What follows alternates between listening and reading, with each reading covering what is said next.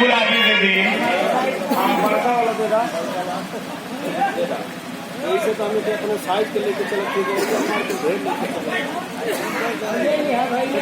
वैसे तो लोग रखे हुए ऐसे का ऐसे होता बदल के ऐसे आगे और कुछ लोग ऐसे तो ठीक है आदमी वाला पगड़ी बना कर आपको ले लेना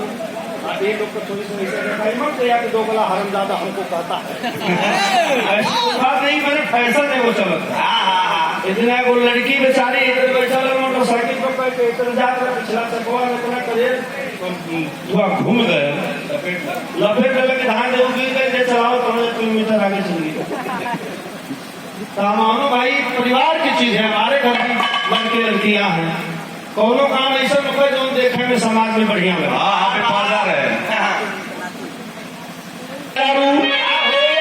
करे बसवा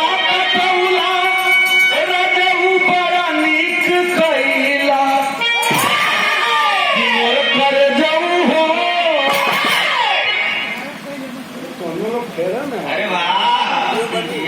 देखा ये तरह अब वाली ना पहले वाली था कि मर करे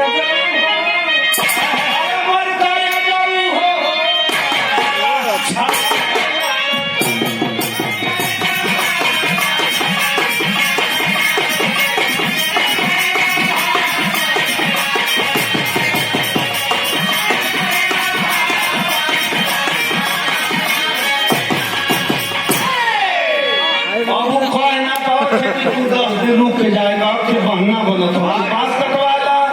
बांगला छवाला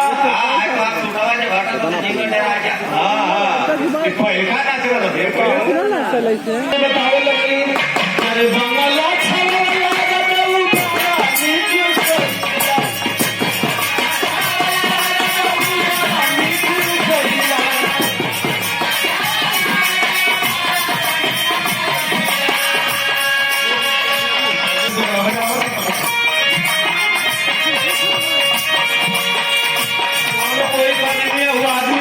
अरे दिया हो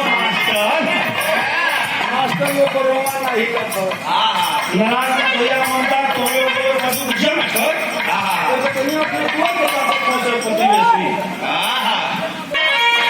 यह बाला तो हम मानी ला भाई इतना तो लाभ तो वही से तो मछली छिलवाए सवेरे नहीं सवेरे इनमें कहिए वो चलिए ये जो दाढ़ी रखते जागा होता नहीं तो ही छोड़ के चलिए और जब से छिलवाने तो हम फिर आई तो हम ना जली हम जली तो हमारे पे बसवा राजा